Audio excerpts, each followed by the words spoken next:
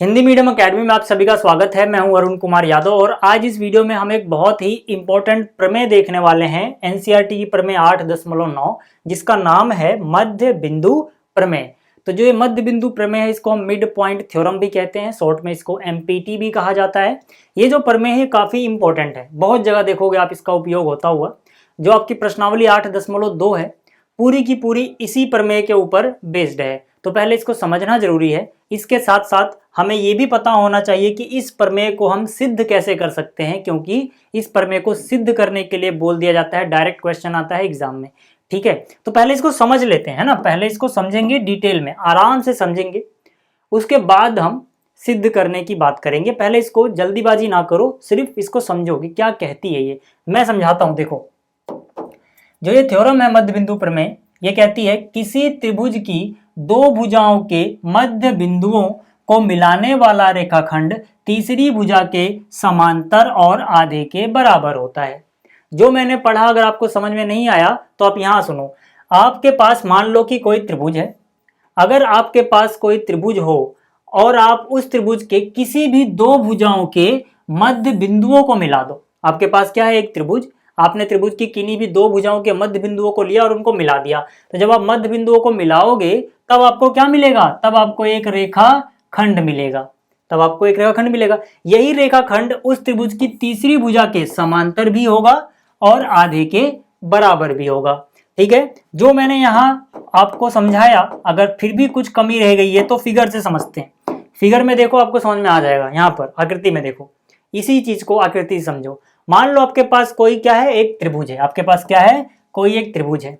अब आप इस त्रिभुज की किन्हीं दो भुजाओं के मध्य बिंदुओं को देखो। पहले मान लो ए बी पहली भुजा और ए सी दूसरी भुजा है। इन दोनों भुजाओं के मध्य बिंदु मान लो अपने को पता है। ए बी का मध्य बिंदु मान लो ये रहा, इसका नाम मान लो है ई, और ए सी का मध्य बिंदु समझो ये रहा, इसका नाम है एफ।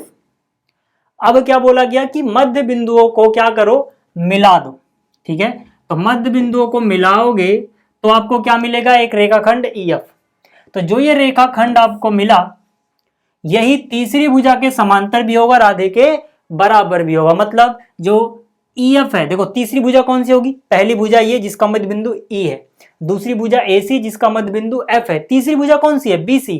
तो मतलब जो ये EF है ये BC के समांतर होगा और आधे के बराबर होगा। मैं क्या कहना चाहता हूं कि जो ये EF है, जो ये EF है, ये जो तीसरी भुजा BC है उसके समांतर होगा, और जो ये EF है, ये तीसरी भुजा जो BC है उसके आधे के बराबर होगा। आधे मतलब 2 से भाग दे। तो एक बार फिर से मैं इस स्टेटमेंट को दोहराता हूं जो मैंने लिखी है।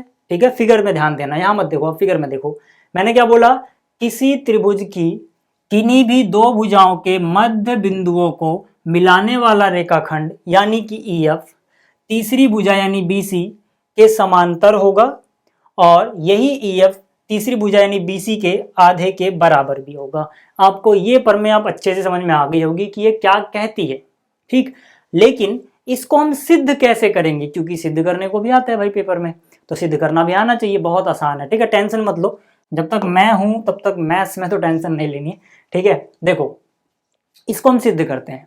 ठीक, अपने पास क्या है, देखो E जो है वो मध्य बिंदु है, F जो है मध्य बिंदु है। ये हमें बता रखा है कि अगर ये मध्य बिंदु होंगे तभी कहानी आगे बढ़ेगी। तो सबसे पहली बात जो इसमें दी रहेगी, देखो प्रश्न कैसे आएगा, प्रश्न ऐसे आएगा कि इसी के आगे लिख देंगे सिद्ध करो। सिद्ध करो किसी त्रिभुज की, आगे सेम स्टेटमेंट। ठीक है, तो आप कैसे सिद्ध करोगे, सबसे पहले आपको लिखना होता है दिया क्या है। तो क्या दिया है, देखो हमें दिया है कि जो E है ये AB का मध्य बिंदु है, और जो F है ये AC का मध्य बिंदु है। तो हमें दिया है E AB का मध्य बिंदु है, पहली बात ये दे रखी है।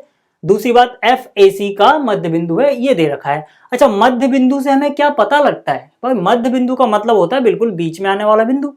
तो अगर E बिल्कुल बीचों बीच आ रहा है तो ये टुकड़ा और ये टुकड़ा बराबर बराबर लंबाई के होंगे, तो मतलब AE बराबर हो जाएगा BE। तो मैंने इसीलिए लिख दिया आता है AE बराबर BE है, क्योंकि E मध्य बिंदु है। हो गया। इसी तरह से अगर F AC का मध्य बिंदु, तो इसका क्या मतलब हुआ, ये टुकड़ा AF ये टुकड़ा CF दोनों बराबर होंगे, तो मतलब AF CF बराबर होगा, सीधी सी बात है। अब हम यहां पर इस सवाल को सिद्ध कैसे कर पाएंगे, ठीक है, उसके लिए हमें क्या पता होना चाहिए, हमें सिद्ध क्या करना है। तो हमें क्या सिद्ध करना है, हमें सिद्ध करना है कि जो EF है वो BC के समांतर है और जो EF है वो BC का आधा है। यही तो सिद्ध करना है यार। अब सिद्ध करने के लिए यहाँ पे हमें कुछ अलग से कंस्ट्रक्शन यानी कि रचना करनी पड़ेगी। क्या रचना करनी पड़ेगी, जो यहाँ पर AB है इसके समांतर खींचोगे CD, यानी कि इसके समांतर खींचा गया है। ठीक है, तो आप याद रखना रचना के हिसाब से ये चीज और ये चीज हमने समांतर खींची है, ये हमने अपने आप से खींचा, समांतर है ये। ठीक है, तो वही मैंने यहाँ पर लिखा कि हमने रचना करी CDB के समांतर खींचा। ठीक है, ये समांतर का निशान हो गया। ठीक है, तो जो ये CD था, ठीक है, और जो ये BE था इसके समांतर खींच दे, चाहे BE बोलो या पूरा BA बोल दो, एक ही बात है ना भाई। जो BE के समांतर होगा वो इस पूरे के भी समांतर होगा। ठीक है, आप कुछ भी कह सकते हो। दूसरी बात क्या, दूसरी बात ये कि जो ये EF था, रेखाखंड तो यहीं तक था, इसको हमने आगे बढ़ा दिया। कहां तक आगे बढ़ाया, D बिंदु तक। ठीक है, तो मैंने वही लिखा है कि भाई EF को D तक बढ़ाया। ऐसा करने से क्या फायदा होगा ना, आपके दिमाग में आ सकता है, ऐसा करने से हमने ऐसा क्या कर दिया भाई, इससे क्या फायदा हो रहा है भाई, ये सब बातें दिमाग में आती है। देखो फायदा ये हो रहा है, ध्यान से देखना, हमारा लक्ष्य क्या है, EF और BC को समांतर दिखाना। मतलब इस चीज को, ठीक है, थोड़ा इसको मोटे पेन से दिखाता हूं, आपको रटना ना पड़े इसलिए समझा रहा हूं कि हमने ऐसा किया क्यों और हम आगे कैसे बढ़ेंगे। इसको इसके समांतर दिखाना है ना, पहली चीज तो यही करनी है। ठीक है, कैसे कर पाओगे, देखो जब हमने इसको ऐसे बढ़ाया और मिलाया तो यहां पे आपको BEDC क्या नजर आ रहा है, एक चतुर्भुज नजर आ रहा है। अगर मैं इस चतुर्भुज को, जिसको मैंने अलग कलर से दिखाया है, समांतर चतुर्भुज सिद्ध कर दूं, जो कि बड़े आसानी से हो जाएगा। ठीक है, इसको अगर मैं एक समांतर चतुर्भुज सिद्ध कर दूं तो पक्की बात है यार, सामने सामने वाली भुजाएं समांतर होंगी, मतलब ये पूरी भुजा इसके समांतर हो जाएगी। अगर पूरी समांतर है तो इतनी भी तो समांतर होगी, समांतर वाला काम बन गया।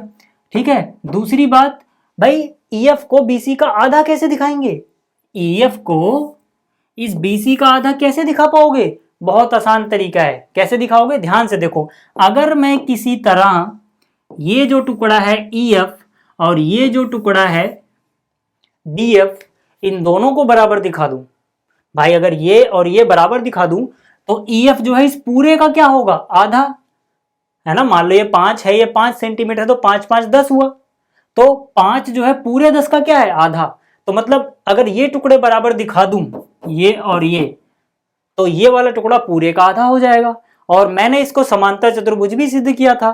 तो अब ये भुजा इस भुजा के बराबर है, तो ये अगर इस भुजा का आधा है तो ये इसका भी आधा होगा, क्योंकि जितनी वो है उतनी ये है। समांतर चतुर्भुज की सम्मुख भुजाएं, समांतर चतुर्भुज की सम्मुख भुजाएं बराबर होती है। ठीक है, तो यहां से कहानी मुझे पता लगती है कि यार इन टुकड़ों को पहले बराबर दिखाना ज्यादा जरूरी है। तो मैं क्या करता हूं, मैं सोचता हूं कैसे बराबर दिखा पाऊंगा। उसके लिए मुझे क्या नजर आता है, दो त्रिभुज, त्रिभुज देखते ही क्या नजर आता है, सर्वांग कर दो। यही तो करते हैं हम पूरे चैप्टर में। तो हम क्या करेंगे, ध्यान से देखना, हम ऐसे दो त्रिभुज लेंगे जिसमें जो संगत भाग होंगे वो ये दोनों टुकड़े आने चाहिए, ताकि हम बाई CBCD इनको बराबर लिख पाए।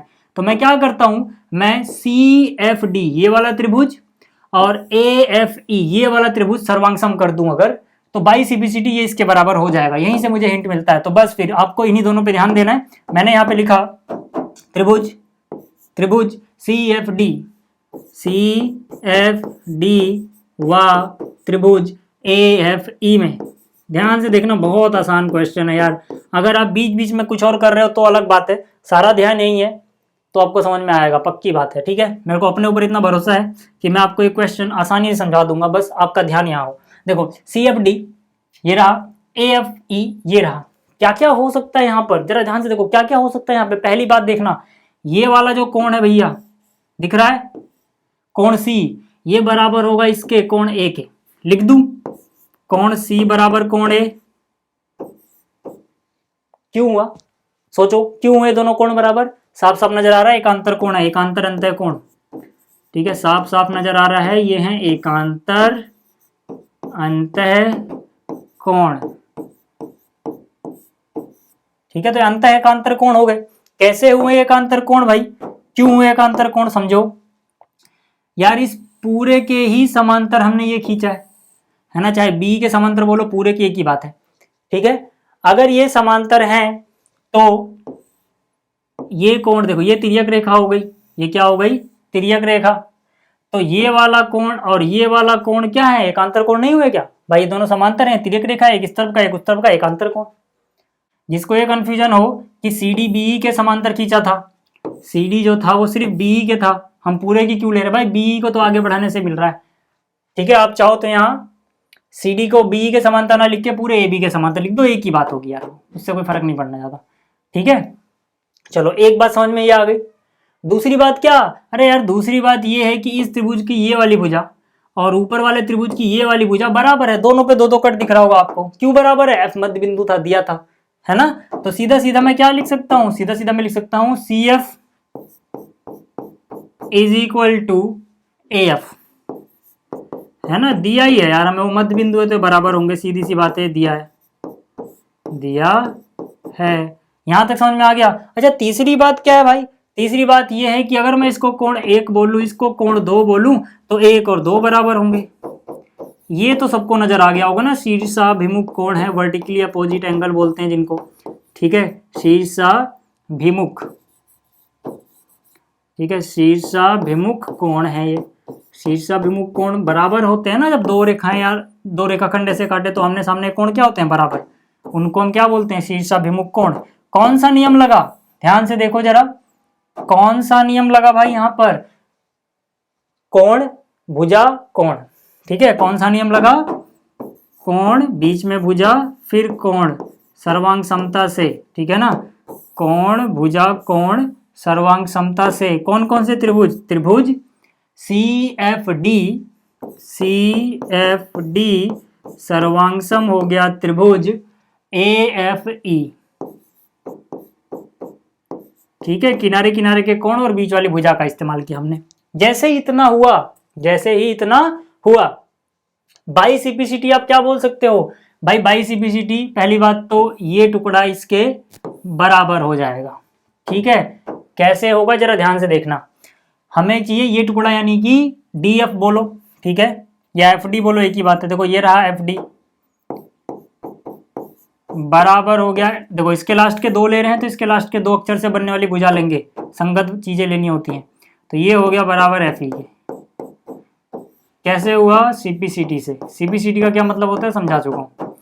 ठीक है, ये बात हो गई।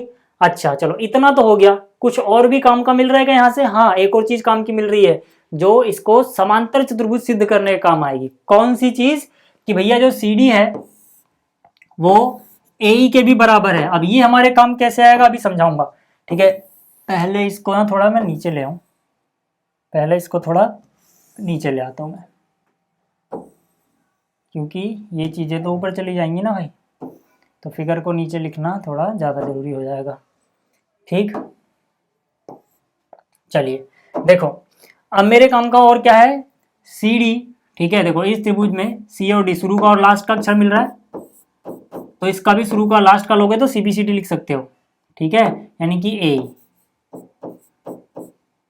ठीक है, इसको बोल दो समीकरण 1, इसको बोल दो 2। ठीक है ना, ये भी कैसे हुआ, CPCT से। अब आप कहो यार ये क्यों कर दिया आपने, है ना, चलो ये तो समझ में आता है कि आपने समझाया FD और ये बराबर होंगे तभी तो ये पूरे का आधा होगा, और अगर समांतर चतुर्भुज हम बाद में प्रूफ करेंगे तो इसका भी आधा हो जाएगा। देखो लेकिन ये क्यों कर दिया, तो देखो यार अगर मैं इसको इसके बराबर दिखाऊंगा ना तो इसको समांतर चतुर्भुज करने में, सिद्ध करने में सहायक होगा। कैसे, यहां पर जरा ध्यान से देखना, CD जो है वो AE के बराबर है। CD किसके बराबर है, AE के, और अपने को पता है कि जो BE है वो भी AE के बराबर है, जो BE है वो भी AE के ही बराबर है, इसको बोल देते हैं 3। ठीक है, क्यों बराबर है, दिया है भाई, दिया है ना, E मध्य बिंदु है, E क्या है, मध्य बिंदु AB का, तो ये टुकड़ा इसके बराबर है, एक एक कट दिख रहा होगा। इससे क्या फायदा हुआ, इससे ये फायदा हुआ कि आपको इन दोनों पे नजर मारो एक बार, CD भी AE के बराबर, BE भी AE के बराबर, मतलब राइट वाली चीजें बराबर है तो लेफ्ट वाली भी क्या होंगी, बराबर होंगी। इसका मतलब 2 व 3 से, समीकरण 2 व 3 से मैं लिख सकता हूं कि CD और BE क्या हो गए, बराबर। CD बराबर हो गया BE के। अब जरा ध्यान से देखो, अब यहीं से समांतर चतुर्भुज सिद्ध हो जाएगा। कैसे? सी डी यानी कि ये वाला टुकड़ा, थोड़ा इसको मोटे से दिखाते हैं, सी डी बी के बराबर हो गया। और मुझे एक और बात पता है, क्या पता है मुझे? कि भैया यही सी डी समांतर भी है बी के। रचना के अनुसार हमने रचना ही ऐसी करी थी। सोचो, हमने रचना ही तो करी थी कि भाई इसके ही तो समांतर खींचा था ये। अब जरा आ जाओ, मैंने आपको क्या पढ़ाया था? जो हमने सबसे कॉमन चीज इस चैप्टर में सीखी है वो ये है कि अगर कोई चतुर्भुज बन रहा है, उसकी सम्मुख भुजाओं का एक जोड़ा आपस में समांतर भी हो, वही जोड़ा आपस में बराबर भी हो, तो जब इसके शीर्षों को मिलाओगे यानी ये सारा, तो ये एक समांतर चतुर्भुज ही बनता है। तो मतलब क्या है? देखो, सी डी और बी, ठीक है, सी डी ये रहा, बी ये रहा, बराबर भी हैं। जो ये सी डी और बी है ये समांतर भी हैं। तो इससे तो सीधा सीधा पता लगता है, इसका मतलब भैया यही होगा कि बी ई डी सी एक समांतर चतुर्भुज है। बी ई डी सी एक समांतर चतुर्भुज है। और जैसे ही ये हुआ, समझ लो आपका क्वेश्चन हो गया। कैसे हो गया? देखो यार, अगर ये समांतर चतुर्भुज है तो जो पूरी ईडी वाली भुजा है वो बीसी के समांतर होगी। क्यों होगी? क्योंकि यार ये भुजा और ये भुजा समांतर चतुर्भुज की सम्मुख भुजाएं हैं, तो समांतर तो होगी ही ना। तो अगर ये पूरी भुजा ही समांतर होगी तो उस भुजा का एक छोटा सा टुकड़ा ई एफ भी तो इसके ही समांतर होगा। तो मैं सीधा लिख सकता हूं कि अगर ये समांतर चतुर्भुज है ना, तो ई एफ समांतर हो गया बीसी के। ठीक है, तो इसका मतलब अलग कलर से लिखता हूं, इसका मतलब ई एफ जो है वो समांतर हो गया बीसी के, है ना। क्यों? क्योंकि बीसी बीई डीसी एक समांतर चतुर्भुज है। तो समांतर चतुर्भुज में सम्मुख भुजाएं बराबर होती है, सम्मुख भुजा का टुकड़ा भी इसके बराबर होगा। इतनी बात समझ में आ गई। दूसरी बात क्या? दूसरी बात ये कि जो ईडी है वो बीसी के बराबर होगा। ठीक है, ईडी मतलब पूरी भुजा बराबर है बीसी के। देखो, एक बात तो सिद्ध हो चुकी है कि समांतर होगा। अब आधे के बराबर भी तो सिद्ध करना है। आधे का बराबर कैसे सिद्ध करोगे? ध्यान से देखो यार, ये पूरी भुजा इस पूरी के बराबर लिख दो, ईडी और ये, ठीक है। ये दोनों का रीजन क्या होगा?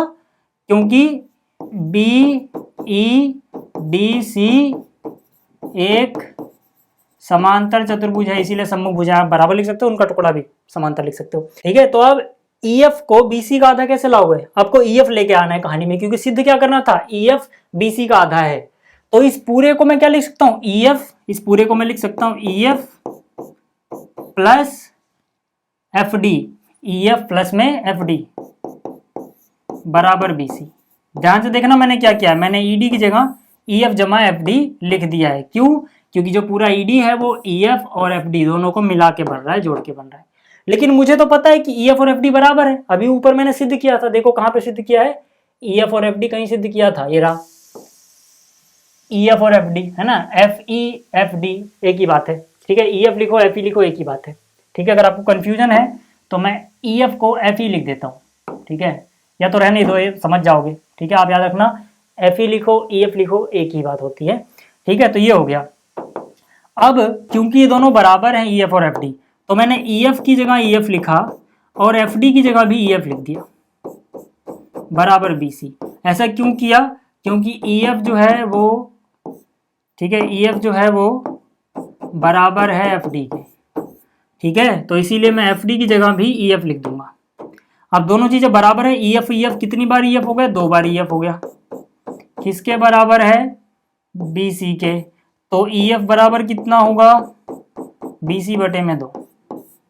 यही तो सिद्ध करना था। तो ध्यान से देखो, ईएफ समांतर है बीसी के, और यहां से देखो ईएफ बीसी का आधा भी है। तो यही दोनों चीजें तो हमें सिद्ध करनी थी, तो ये सिद्ध हो गया। तो उम्मीद करता हूं आपको ये प्रमेय सिद्ध करनी आ गई, ये प्रमेय समझ में आ गई। इस वीडियो में इतना ही, जल्दी मिलेंगे अगली वीडियो में। इस वीडियो को देखने के लिए धन्यवाद।